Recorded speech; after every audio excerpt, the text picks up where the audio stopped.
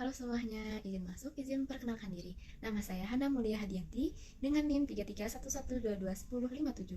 Saya dari kelas B, Fakultas Farmasi, Universitas Jenderal Ahmad Yani. Video ini dibuat untuk memenuhi tugas mata kuliah Bahasa Indonesia dengan dosen pengampun Ibu Riana Dwi Lestari, SPD, MPD. Di sini saya akan menceritakan ulang cerita yang berjudul Dilarang Bernyanyi di Kamar Mandi. Pada awal mulanya yaitu ada seorang wanita yang bernama Jus. Ia selalu mandi di jam yang sama, sehingga dan pada saat ia mandi ia selalu bernyanyi dengan suara serak-serak basahnya, membuat para si bapak-bapak di sekitar situ pun sering mendengarkannya gitu. Akhirnya pada suatu ketika, karena emang si wanita tersebut mandi di jam yang sama, jadi para bapak-bapak itu pun mengetahui gitu di jam berapa si wanita tersebut akan mandi. Akhirnya pada suatu ketika para bapak-bapak pun berkumpul untuk pada saat ia mandi untuk mendengarkan nyanyiannya itu gitu, dengan suara serak-serak basahnya, membuat para si bapak-bapak itu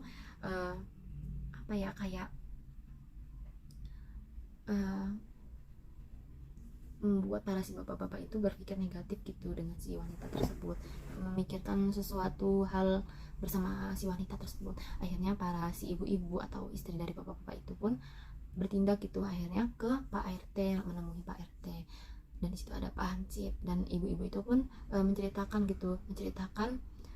maksud dan tujuan para ibu-ibu itu datang menemui Pak RT. Lalu ibu-ibu itu pun menceritakan gitu masalahnya. Lalu si Pak Hansip pun membenarkan cerita tersebut, karena si Pak Hansip itu juga sama seperti bapak-bapak yang lain gitu, suka ikut-ikutan untuk mendengarkan suaranya si wanita tersebut, yaitu wanita yang bernama Jus tersebut pada saat ia mandi gitu. Akhirnya ibu-ibu itu pun meminta agar si Pak RT untuk mengusir wanita tersebut dari desanya gitu. Namun Pak RT pun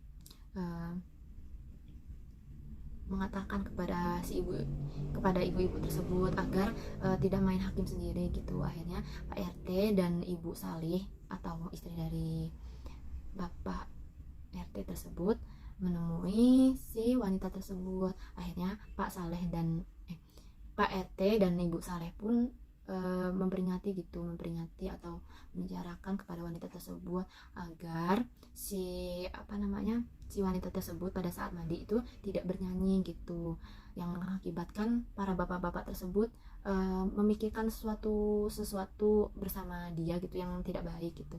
Akhirnya